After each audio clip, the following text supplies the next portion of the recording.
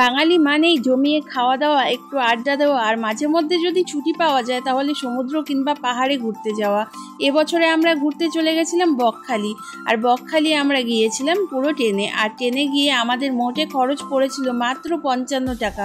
কৃষ্ণনগর থেকে শিয়ালদহ স্টেশনে আমরা ট্রেনে চেপে চলে যাই, তারপর শিয়ালদহ থেকে সাউথের ট্রেন ধরে চলে গেছিলাম নামখানা স্টেশনে। এই পর্যন্ত যেতে আমাদের খরচ হয়েছিল মোটে 55 টাকা। এত কম খরচে এত সুন্দর ট্রেন জার্নি বেশ ভালোই লেগেছে। লেখাটা পড়ে তোমরা নিশ্চয়ই বুঝতেই পারছো যে আমরা এখন কোথায় রয়েছি। হ্যাঁ, আমরা এখন কৃষ্ণনগর স্টেশনে রয়েছি। তো আমরা করিমপুর থেকে কৃষ্ণনগর কি করতে এলাম এটাই ভাবছো তো আমরা যাব আজকে ঘুরতে, আর কোথায় ঘুরতে যাচ্ছি সেটাও তোমাদের সঙ্গে শেয়ার করব। আর এখানে দেখো মাধবী রয়েছে, মানে আমার বর্মশাইয়ের বন্ধুর বউ।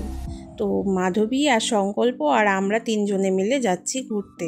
তো আজকে আমরা যাব বকখালি, আর ওই যে দূরে দেখো আমাদের ট্রেন দাঁড়িয়ে আছে। হে এভরিওয়ান, তো আমি প্রিয়াঙ্কা আজকে আবারও একটা নতুন ব্লগের সঙ্গে তোমাদেরকে অনেক অনেক স্বাগতম জানাচ্ছি। তো দেখো ট্রেন তো দাঁড়িয়েই ছিল, এখন আমরা ট্রেনে উঠে গেছি, আর আমরা এখন রওনা দিচ্ছি শিয়ালদহের উদ্দেশ্যে। তো শিয়ালদহ থেকে আবার তো ট্রেন বদলাতে হবে নাকি। আর এইদিকে দেখো রূপসোনা তার পাপার সঙ্গে জানালার ধারে সমস্তটা দেখছে বাইরে। তো এত বড় বড় বিল্ডিং, এগুলো দেখতে রূপসোনার বেশ ভালোই লাগছিল।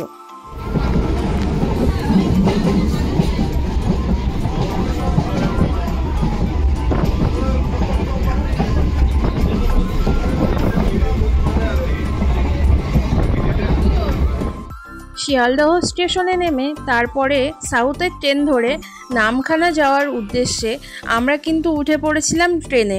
আর শিয়ালদহ স্টেশনে যখন আমরা ছিলাম এতটা ভিড় থাকে তোমরা তো জানোই। তো আমি ফোন বের করে ভিডিও করার আর সুযোগ পাইনি, আর ট্রেনের টাইমও হয়ে গেছিলো। তারপরে দেখো আমরা কিন্তু এখন নেমে পড়েছি নামখানা স্টেশনে। আর এই ভিডিওটা দেখছো এটা কিন্তু নামখানা স্টেশনের। আর ওই যে দেখো সামনে আমার বর্মশাই কিন্তু ট্রলি ব্যাগ নিয়ে হেঁটে হেঁটে চলে যাচ্ছে। তো চলো গাইজ, আর দেরি করব না, বাইরের দিকে যাওয়া যাক। নামখানা স্টেশনের বাইরে থেকে তোমরা অটো, টোটো এবং বিভিন্ন রকম গাড়ি কিন্তু তোমরা এখান থেকে পেয়ে যাবে। তো এখান থেকে একটা গাড়ি আমরা ভাড়া করে নিয়েছিলাম হোটেলে যাওয়ার উদ্দেশ্যে। আর এখন আমরা যাচ্ছি হোটেলে।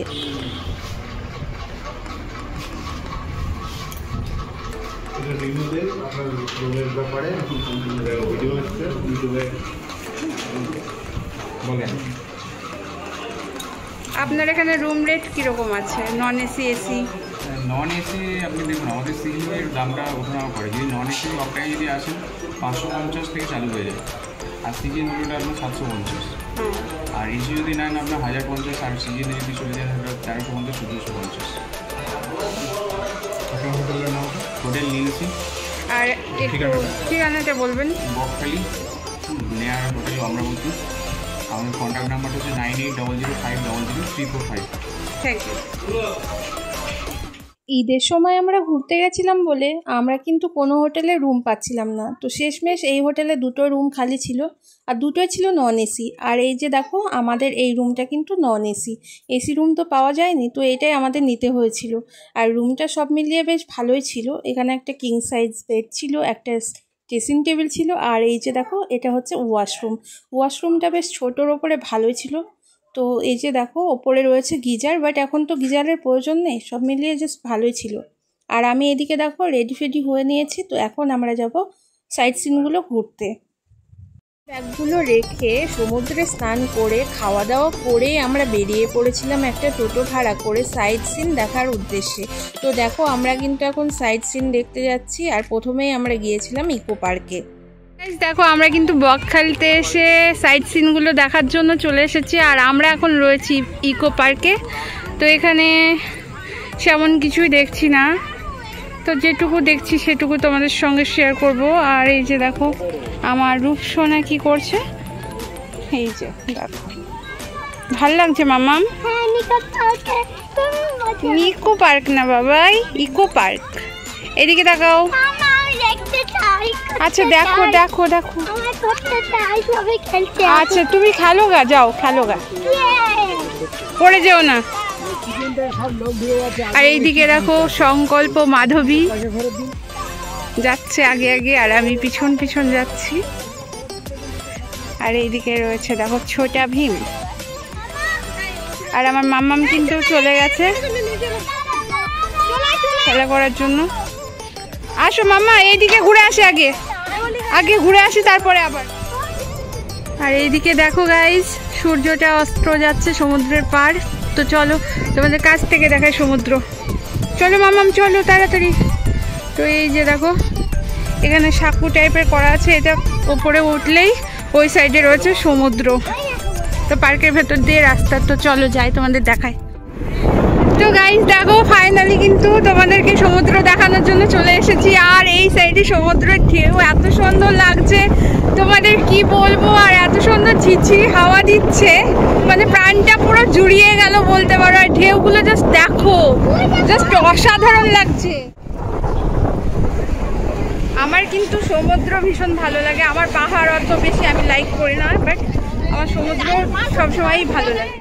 তারপরে দেখো আমি আমার হাজব্যান্ড মিলে কিছু ছবি তুলে নিচ্ছিলাম, কিছু ভিডিও করে নিচ্ছিলাম। আর এদিকে আমার রূপসোনা দুষ্টুমির তো শেষ নেই, ও তো ভীষণ আনন্দ পেয়েছে এখানে এসে। ও ঘুরতে ভীষণই ভালোবাসে। আর বকখালিতে আসার আমাদের প্ল্যানিং ছিল না, আমাদের প্ল্যানিং ছিল দীঘায় যাব। লাস্ট মুহূর্তে এসে আমরা বকখালিতেই চলে এলাম। একটু ঘোরো, আর একটু ঘোরো। কত সুন্দর ঘোরাচ্ছে পাপা, কি সুন্দর। মাথা ঘুরবে কেন বাবা, পাপা আছে তো। আচ্ছা চলো নামো। ওকে, আমি ধরেছি, এবার নামো।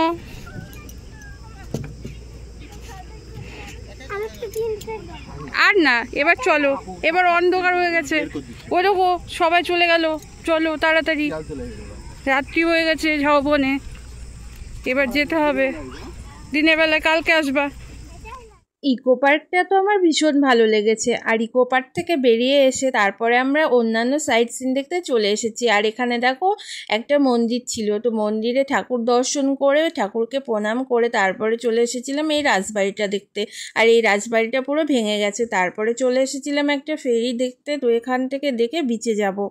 তো গাইস দেখো এখন কিন্তু রাত্রি 9টা বাজে, আর আমরা কিন্তু এখন চলে এসেছি বকখালি সি বিচে। তো রাতের বাজারটা দেখো, জাস্ট অসাধারণ লাগছে। মানে বিচের ধারে এই দোকানগুলো, স্টলগুলো সব বসেছে, নানান রকম খাবারের দোকান, মাছের দোকান সমস্তটাই রয়েছে। আর এইদিকে দেখো মামাম চলে যাচ্ছে পাপার সঙ্গে হেঁটে হেঁটে।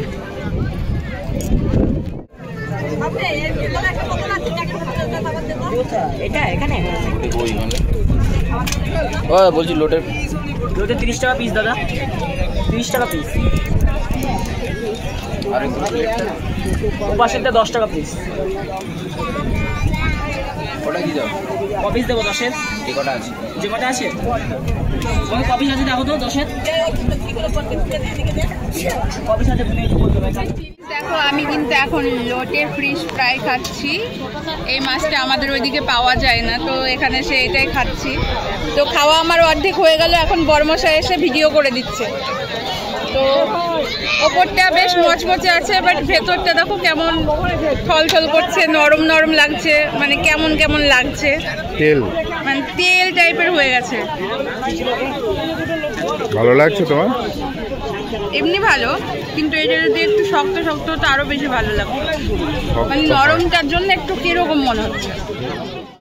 তো দেখো এখন কিন্তু আমি এই দিদিভাইটাকে বলেছি পাপড়ি চাট খাবো, তো এখান থেকে পাপড়ি চাট আমরা নিচ্ছি। আর সেটাই রেডি করা হচ্ছে, পাপড়ি চাট।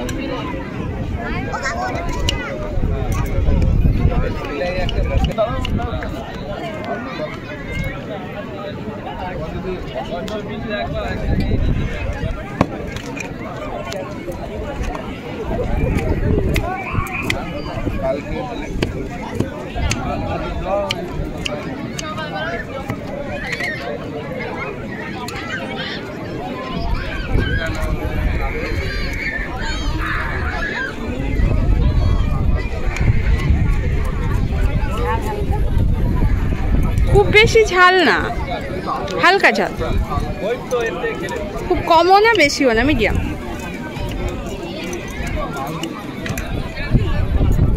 তোমাদের বাড়ির লোকালেই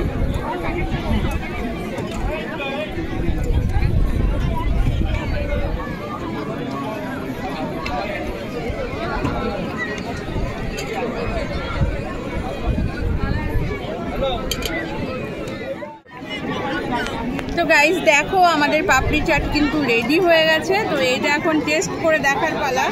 তো চলো একটু টেস্ট করে নিই।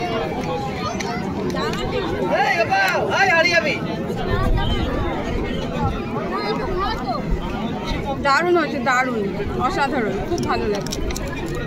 তুমি হবে না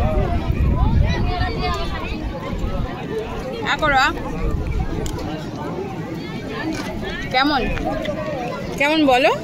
দারুণ। পাপড়ি চাটটা খাওয়া শেষ করে আমরা কিন্তু চলে এসেছি দেখো আই লাভ বকখালি লেখার সামনে। আর এখানে এসে কিছু ছবি আর ভিডিও আমরা বানিয়ে নিচ্ছিলাম। তো গাইজ সব মিলিয়ে আজকের ভিডিওটা তোমাদের কেমন লেগেছে অবশ্যই লাইক কমেন্ট শেয়ার করো। আর এখনও কিন্তু ঘোরার অনেক ভিডিও রয়েছে যেগুলো তোমাদের সঙ্গে আমি শেয়ার করতে চলেছি। তো দেখতে থাকো তোমরা, কেউ মিস করো না।